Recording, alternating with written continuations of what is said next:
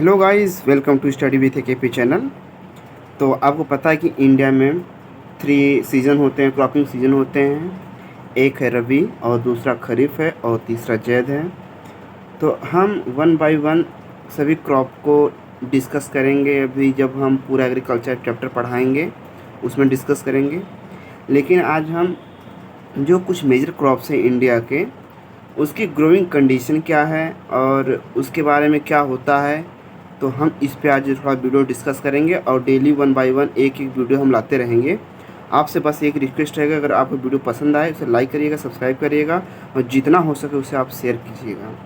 तो आज हम सबसे पहले स्टार्ट करते हैं फर्स्ट क्रॉप के बारे में, राइस। आपको पता है कि राइस कौन सा क्रॉप है? राइस इस समय, जैसे कि इस समय खरीफ का सीज़न चल रहा है और ख़रीफ़ का सीज़न चल रहा है। इस समय क्या हो रहा है, गांव वगैरह में राइस लगाए जा रहे हैं, यानी कि इसको सोइंग की जा रही है, जिसको रोपना कहते हैं हिंदी में। तो इस समय गांव अगर आप जाएंगे तो आप देखेंगे कि जगह जगह हर जगह क्या हो रही, धान की रोपाई चल रही है। तो हम आइए हम डिस्कस करते हैं कि ये क्या है, किस हिसाब से इसके ग्रोइंग कंडीशन क्या है। It is an staple food crop of majority of the people in India. ये स्टेपल फूड क्रॉप है क्योंकि मेजॉरिटी में लोग राइस खाना पसंद करते हैं। दूसरी बात ये है कि राइस को अगर हम 2-3 साल के लिए भी रख देंगे तो वो और ही टेस्टीदार हो जाता है, मतलब वो और ही अच्छा लगता है और ये ख़राब नहीं होता जल्दी। Our country is the second largest producer of rice in the world after China. China के बाद जो इंडिया है, ये दूसरे नंबर पे सबसे लार्जेस्ट प्रोड्यूसर है राइस का। It is a kharif crop. तो हम आपको बता रहे थे कौन से क्रॉप होते हैं। एक रबी क्रॉप होता है, एक खरीफ होता है, एक जैद होता है। जो इस समय का ये जो मंथ है, यानी कि जून जुलाई जो ये मंथ है, इस मंथ से क्या होती है, खरीफ फसल की बुआई चालू हो जाती है। जैसे कि मेज हो गए, बाजरा हो गए, ज्वार बाजरा हो गए, तो ये सब क्या है, खरीफ क्रॉप है। तो उसी में राइस भी आता है। तो ये एक प्रकार का क्या है, खरीफ क्रॉप। और आपको पता है इस समय रेनफॉल भी होती है, लेकिन जो टेम्परेचर रहता है वो टेम्परेचर क्या होता है, हाई ही होता है हमेशा। It is a kharif crop which requires high temperature above 25 degree centigrade and high humidity with annual rainfall above 100 centimetre.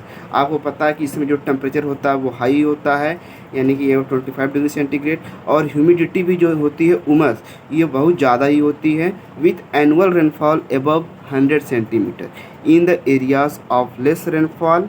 अगर जिस एरिया में रेनफॉल कम होते हैं, it grows with the help of irrigation.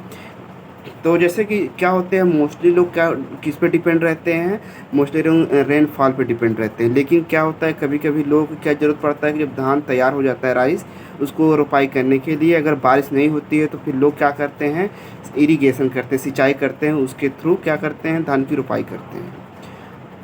तो और देखते हैं इसमें क्या है एक्स्ट्रा। तो आप ये सामने देख सकते हैं कि ये धान की यहाँ पे रोपाई हो चुकी है और ये धान आप देख सकते हैं, राइस।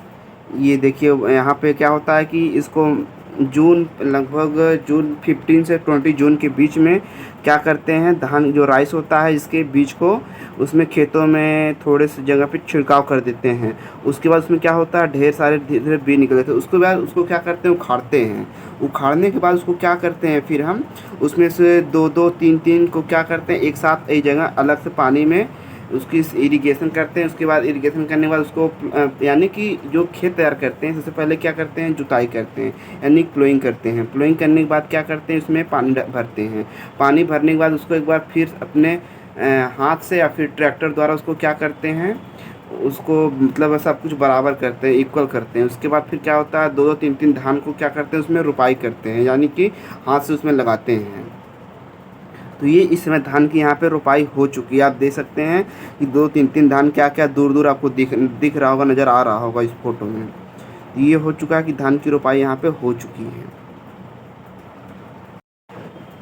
तो उसके बाद फिर क्या होता है कि ये नवंबर तक जाते जाते इसमें क्या होता है कि ये जो हो जाती है, इसको हार्वेस्ट करने का टाइम आ जाता है। नवंबर तक देख सकते हैं आप ये कि इस समय ये रेडी हो गया है हार्वेस्ट करने के लिए। ये लास्ट अक्टूबर और नवंबर तक क्या करते हैं, इसके बाद हम हार्वेस्ट करते हैं। यानी कि अगर नहीं समझ में आया तो दीपावली अगर आप देखेंगे तो दीपावली क्या होता है, हमेशा नवंबर में ही आसपास पड़ता है। तो कभी दीपावली के आसपास तक हो जाता है, कभी दीपावली के बाद, कभी दीपावली से पहले धान की क्या होती है, हार्वेस्टिंग हो जाती है। और देखते हैं इसमें क्या खास है। उसके बाद अगर आप और देखेंगे तो rice is grown in the plains of north and north eastern India, coastal areas and the deltaic region.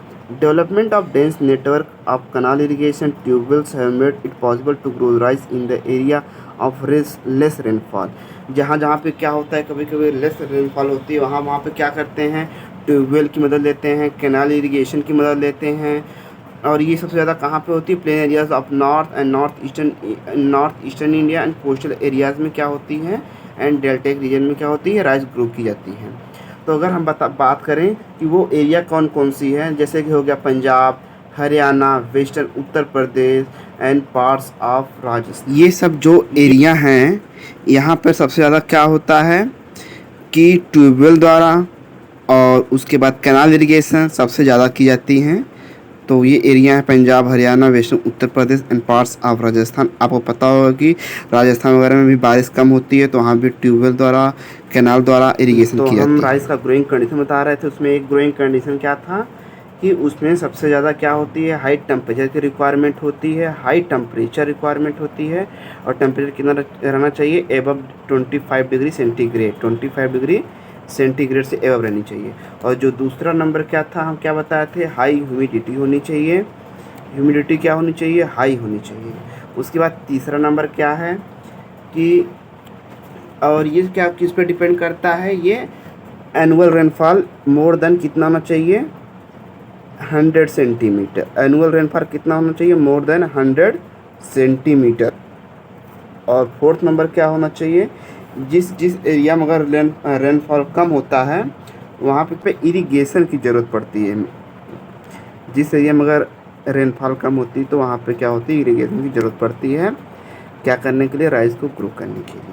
तो ये थी ग्रोइंग कंडीशन ऑफ राइस कुछ।